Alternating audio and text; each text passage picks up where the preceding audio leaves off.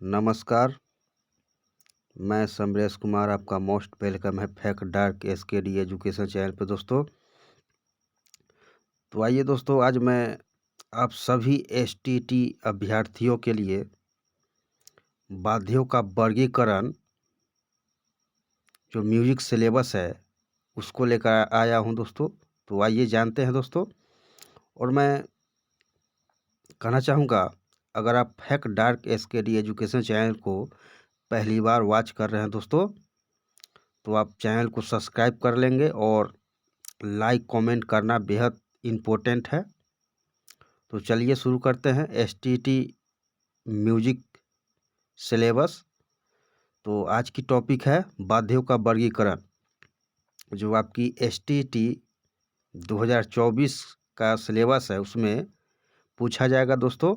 तो ध्यान लगाकर आप इस वीडियो को वॉच करें और अपने डायरी में नोट करने का प्रयास करेंगे दोस्तों। तो चलिए शुरू करते हैं। तो देखिए, वाद्यों का वर्गीकरण। वाद्यों का वर्गीकरण वाद्यों के विभिन्न प्रकारों के अध्ययन हेतु इनके वर्गीकरण की आवश्यकता अनुभव होने पर विद्वानों ने वाद्यों का वर्गीकरण किया। वाद्यों का वर्गीकरण को लेकर विद्वानों के विभिन्न मत है। यानी वाद्य को जब वर्गीकरण किया गया था उस समय सभी विद्वानों का अलग अलग मत है, और अलग अलग मत के अनुसार विद्वानों ने वाद्यों का वर्गीकरण किया है। तो देख लीजिए, कोहल के मतानुसार वाद्यों के 5 प्रकार हैं। कोहल के मतानुसार वाद्य के 5 प्रकार माने गए हैं, और नारद मुनि ने वाद्य के 3 वर्ग माने हैं: आनत, तत्, घन और घनवाद और तत्वाद, यानी अवनदवाद। नारद मुनि ने 3 वर्ग माने हैं: अवनदवाद, तत्ववाद और घनवाद। और दत्तिल के अनुसार देख लीजिए, दत्तिल मुनि ने वाद्य के चार वर्ग माने हैं: तत्, घन, सुशीर और अवनद। चलिए आगे बढ़ते हैं। तो देख लीजिए, महर्षि भरत ने भी वाद्यों के 4 वर्ग माने। महर्षि भरत ने भी वाद्यों का 4 वर्ग माने हैं। भरत ने वाद्यों को अतोद कहा है तथा इसके 4 प्रकार बताए हैं। भरत ने वाद्यों को अतोद कहा है तथा इसके 4 प्रकार बताए हैं: तत्ववाद, सुशीरवाद, अवनदवाद व घनवाद का वर्णन किया है भरत ने। और वाद्यों के लक्षणों के विषय में भी कहा है, अर्थात तत् यानी तंत्रीवाद, अवनद यानी पुष्करवाद, घन तालवाद, सुशीर बंसीवाद कहे जाते हैं।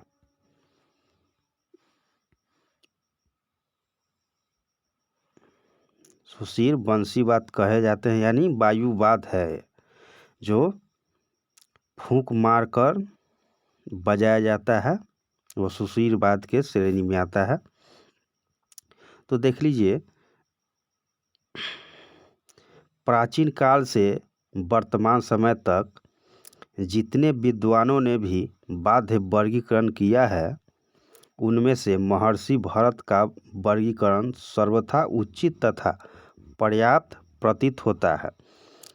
उसका मुख्य कारण यह है कि भरत का वर्गीकरण वाद्य की संरचना के आधार पर ना होकर वाद्य की वादन क्रिया पर आधारित है।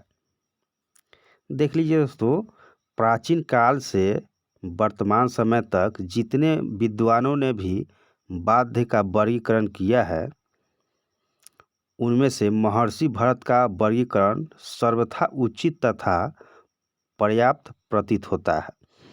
उसका मुख्य कारण है कि भरत का वर्गीकरण बाध की संरचना के आधार पर न होकर बाध की वादन क्रिया के आधार पर वर्गीकरण किया है भरत ने।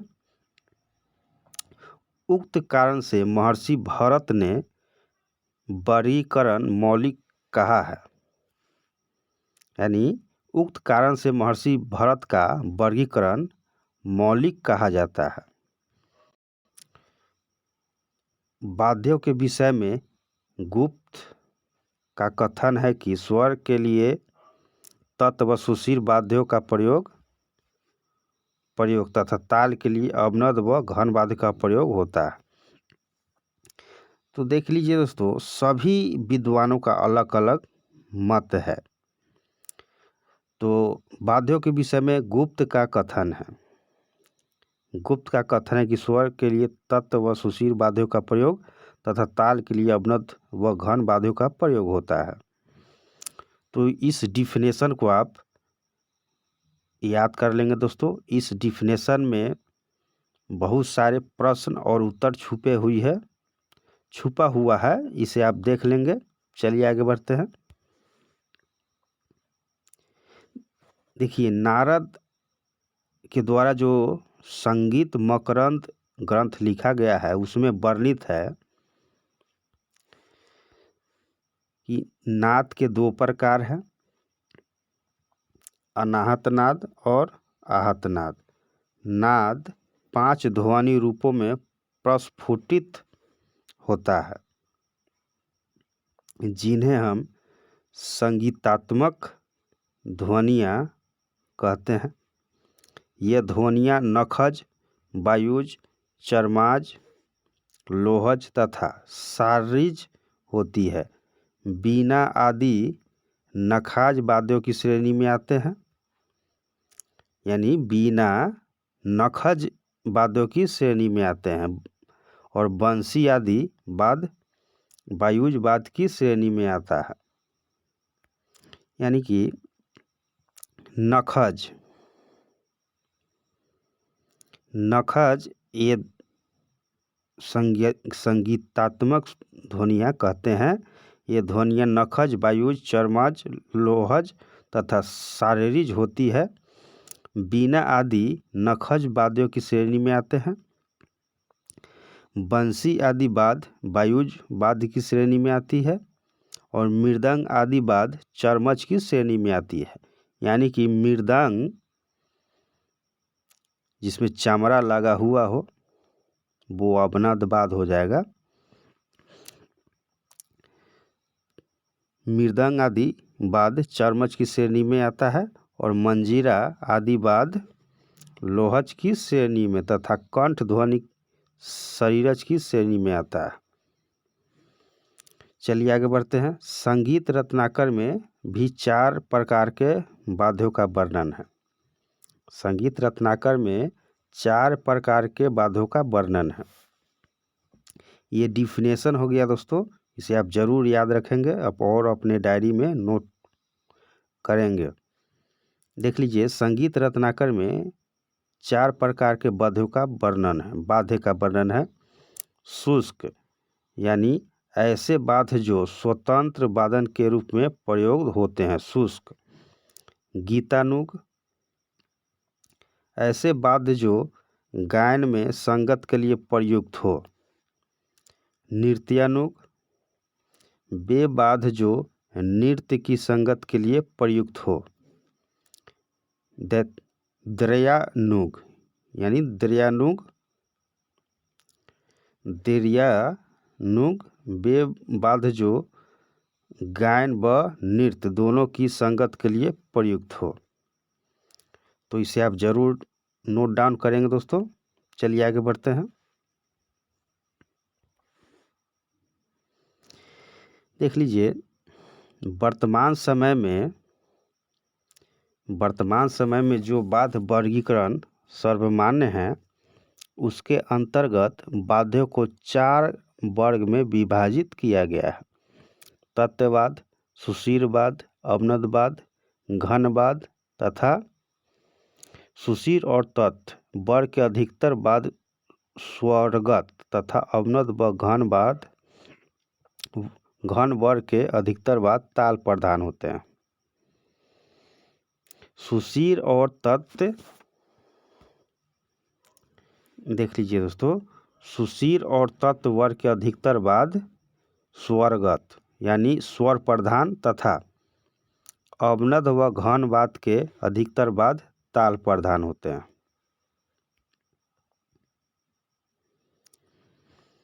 तत्ववाद, चलिए अब इसको डिफिनेशन देख लिए दोस्तों।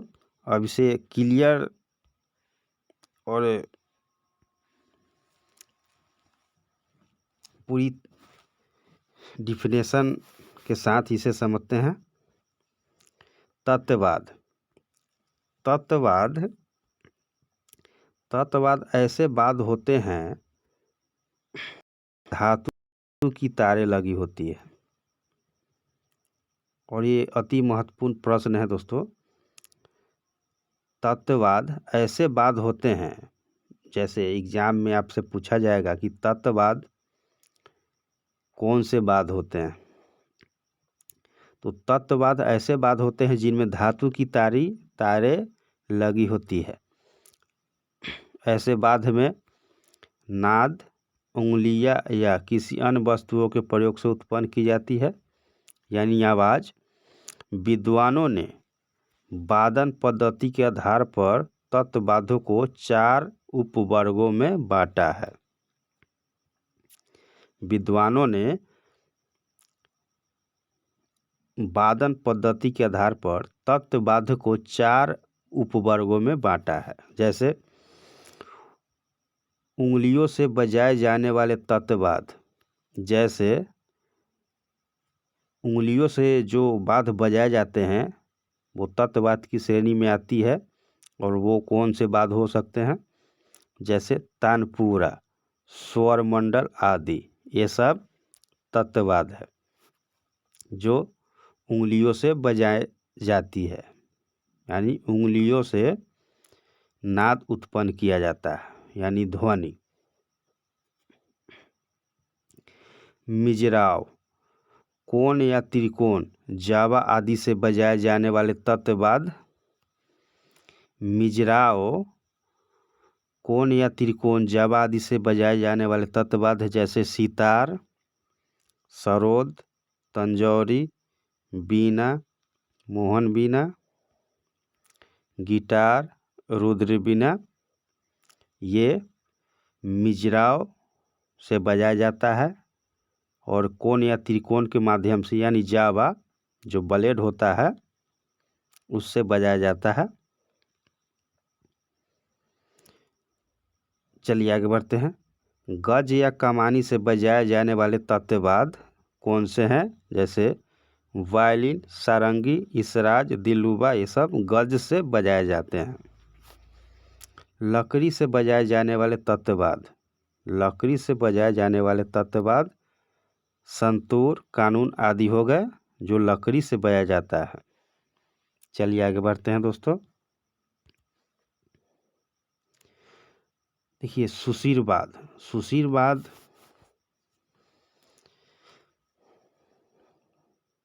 अति महत्वपूर्ण प्रश्न है और ये एग्जाम में बार बार पूछा जाता है। वाद्य वर्गीकरण के लेकर, जैसे सुशीरवाद, घनवाद, अवनदवाद और तत्ववाद, ये चारों को मिलाकर उसे प्रश्न पूछा जाता है। देख लीजिए सुशीरवाद, सुशीरवाद वह वाद होते हैं जिनमें नाद की उत्पत्ति वायु के प्रयोग से होता है। सुशीरवाद वे वाद होते हैं जिनमें नाद की उत्पत्ति वायु के प्रयोग से होता है, यानी हवा के प्रयोग से। सुशीरवाद में कुछ छिद्र होते हैं, जैसे सुशीरवाद हो जाएगा बंसी, मुरली जो हवा से बजता है, हारमोनियम, और देख लीजिए ट्रम्पेट, सब में छिद्र होता है। जिनमें वायु के प्रवेश एवं निकास से उत्पन्न होता है, जैसे बंसी, मुरली, शहनाई, नागस्वरम, हारमोनियम आदि। सुशीर वाद्य बांस, हाथी दांत, लोहे, कांस आदि वस्तुओं से निर्मित होते हैं और भरतकालीन वाद्य वृंद में बंसी का मुख्य स्थान होता है, यानी बंसी का अधिक चलन होता है। वादन पद्धति के अनुसार सुशीर वाद्य को 2 उपवर्गों में विभाजित किया गया है। देख लीजिए, मुंह से फूंक मारकर बजाए जाने वाले सुशीर वाद्य जैसे बंसी, मुरली, पाविका, पुंगी, शहनाई, नागस्वरम आदि, ये सब मुंह से फूंक मारकर बजाया जाता है और इस सभी वाद्य में छिद्र होते हैं। चलिए आगे बढ़ते हैं। कृतम। कृतम कृतम साधन जैसे धमनी से वायु द्वारा ध्वनि उत्पन्न करके बजाए जाने वाले सुशीर वाद्य जैसे हारमोनियम, स्वर पेटी, ये सब में धौकनी से हवा भरा जाता है। जैसे भांति चलाते हैं, हारमोनियम में भांति चलाने से ही उसमें हवा उत्पन्न होती है और ऊपर जो रीड होता है, रीड को हम दबाव पड़ता है रीड पर, वो छिद्र से भांति के जो साइड में छिद्र होता है उसी छिद्र से ध्वनि उत्पन्न होता है। चलिए आगे बढ़ते हैं और ये अति महत्वपूर्ण प्रश्न है दोस्तों, इसे आप जरूर नोट डाउन करेंगे और याद कर लेंगे दोस्तों। चलिए आगे बढ़ते हैं। अवनद वाद्य। अवनद वाद्य में कौन कौन से वाद्य आ जाता है दोस्तों? अवनद वाद्य वे वाद्य होते हैं जो किसी धातु या लकड़ी के पात्र को चमड़े से मढ़कर बने हुए होते हैं। ऐसे वाद्यों में नाद की उत्पत्ति हाथ या किसी अन्य वस्तु के आघात से उत्पन्न होती है। वादन पद्धति के अनुसार विद्वानों ने अवनद वाद्य की 5 उपवर्गों में बांटा है। यानी वादन पद्धति के अनुसार विद्वानों ने अवनद वाद्यों को 5 उपवर्गों में बांटा है। जैसे दोनों हाथों की उंगलियों या पंजों से बजाए जाने वाले अवनद वाद्य जैसे मृदंग, पखावाज, तबला, ढोलक, खोल, नाल, मादल आदि, ये सब दोनों हाथ से बजाया जाता है और उंगलियों या पंजों के थाप से भी बजाया जाता है। चलिए आगे बढ़ते हैं। एक हाथ की उंगलियों से बजाए जाने वाले अवनद वाद्य जैसे हुरक्का, खजरी, डफली आदि, ये सब एक हाथ की उंगलियों से बजाया जाता है और एक साइड खाली होता है तो उधर से थपकी लगाया जाता है एक हाथ से। तो चलिए आगे बढ़ते हैं। शंकु की सहायता से बजाए जाने वाले अवनद वाद्य। शंकु की सहायता से बजाए जाने वाले अवनद वाद्य जैसे नगारा, धौसा, दमामा। शंकु वो हो गया एक डंटी ही समझिए उसे, तो शंकु की सहायता से बजाए जाते हैं नगारा, धौसा, दमामा आदि वाद्य। चलिए आगे बढ़ते हैं। एक ओर डंटी तथा दूसरी ओर हाथ से बजने वाले अवनद वाद्य जैसे बड़ा ढोल, पटह आदि। जैसे डफली हो गया, एक हाथ से बजाया जाता है तथा दूसरी ओर से थपकी लगाया जाता है। चलिए आगे बढ़ते हैं दोस्तों। घुंडी के प्रहार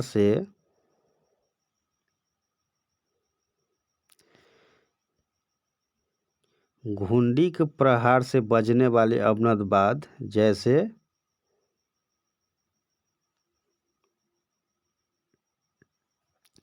देख लीजिए, घुंडी के प्रहार से बजने वाले अवनद जैसे डमरू, ढक्का आदि, ये सब घुंडी के प्रहार से बजाया जाता है। चलिए आगे बढ़ते हैं।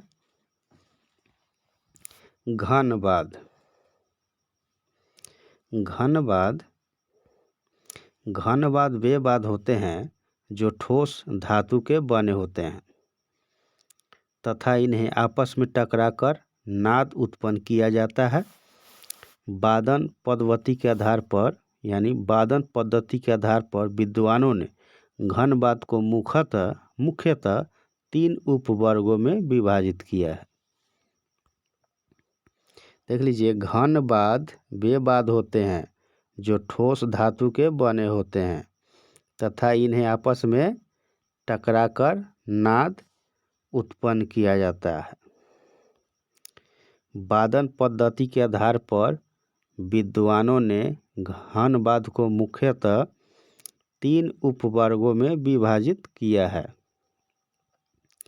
तो इसे आप जरूर याद रखेंगे दोस्तों। वादन पद्धति के आधार पर विद्वानों ने घनवाद्य को मुख्यतः 3 उपवर्गों में विभाजित किया है। चलिए नेक्स्ट है, एक समान दो हिस्सों को आपस में टकराकर नाद उत्पन्न करने वाली घनवाद्य जैसे झांझ, मजीरा, खड़ताल, क्रमिक आदि हो गया, जो टकराकर बजाया जाता है। झांझ, मजीरा, खड़ताल, ताल, ये सब आपस में टकराने से नाद उत्पन्न करता है, यानी ध्वनि। चलिए नेक्स्ट है, किसी डंडी, लकड़ी या किसी अन्य मुलायम वस्तु से बनी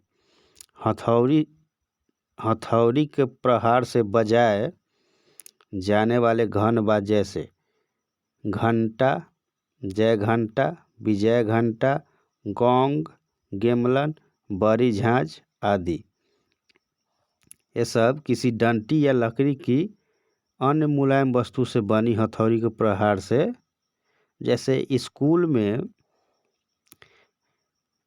में घंटी होता है दोस्तों, जो लंच के समय बजाया जाता है, उसमें बहुत तम्मा का होता है और हथौड़ी के प्रहार से उसे बजाया जाता है।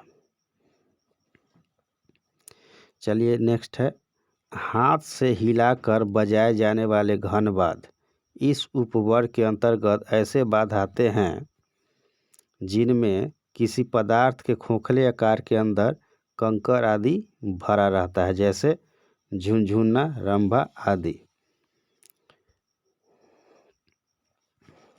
हाथ से हिलाकर बजाए जाने वाले घनवाद्य इस उपवर्ग के अंतर्गत ऐसे वाद्य आते हैं जिनमें किसी पदार्थ के खोखले आकार के अंदर कंकर आदि भरा रहता है, जैसे झुनझुना, रंभा आदि। जैसे देखे होंगे बिहार में बैंड बजता है, बैंड पार्टी, उसमें झुनझुना रहता है, 2 कटोरी का बनाया हुआ रहता है आपस में जोड़कर, और उसमें कंकर पत्थर यानी कंकर डाला जाता है, और कंकर डाला जाता है और हाथ से जोर जोर से हिलाया जाता है, तो उससे ध्वनि उत्पन्न होता है, नाद। तो क्या कह रहा है क्वेश्चन, हाथ से हिलाकर बजाए जाने वाले घनवाद्य इस उपवर्ग के अंतर्गत ऐसे वाद्य आते हैं जिनमें किसी पदार्थ के खोखले आकार के अंदर कंकर आदि भरा रहता है, जैसे झुनझुना, रंभा आदि। तो आप समझ गए होंगे दोस्तों। तो चलिए आगे बढ़ते हैं, और ये इम्पोर्टेंट प्रश्न है, इसे आप जरूर याद रखेंगे। चलिए आगे बढ़ते हैं। चलिए दोस्तों, आपका घनवाद, अवनदवाद, सुशीरवाद और तत्ववाद के बारे में हम लोग जान चुके हैं। और ये डिफिनेशन है, जो डिफिनेशन से हमें क्लियरिटी के साथ पढ़ने को मिलता है। जैसे संगीत रत्नाकर में 4 प्रकार के बाध्य का वर्णन है और नारद कृत संगीत मकरंद में भी 2 प्रकार के नाद बताया गया है। 2 प्रकार का नाद है ही, आहत नाद और अनाहत नाद। और संगीत में आहत नाद का प्रयोग होता है। तो आप लोग संगीत की तैयारी में लगे हुए हैं दोस्तों। STT म्यूजिक की सिलेबस जो है उसको आप पूरी तरीके से देख लेंगे और कहीं से भी आपको जानकारी मिले आप उस जानकारी को ज़रूर लें और एग्ज़ाम में जाकर पूरा क्वेश्चन आप लोग बना डालें, एक भी क्वेश्चन नहीं छोड़े, क्योंकि नेगेटिव मार्किंग नहीं है। और एग्ज़ाम की डेट 27 से 29 मार्च तक एग्ज़ाम हो सकता है दोस्तों। तो तैयारी में लगे रहें। और मैं कहना चाहूँगा कि संगीत सीखने वाले जितने भी स्टूडेंट हैं वो fact dark SKD education channel को सब्सक्राइब कर लें दोस्तों। और इस चैनल पे संगीत के बारे में तो वीडियो मिलेगा ही, लेकिन GK GS, current affairs, general knowledge, जो जनरल कंपटीशन की तैयारी है करने वाले स्टूडेंट हैं उनके लिए भी इस चैनल पे वीडियो उपलब्ध होगी। और मैं वीडियो लाने का प्रयास करूँगा। तो चलिए दोस्तों, आज के लिए इतना ही। धन्यवाद।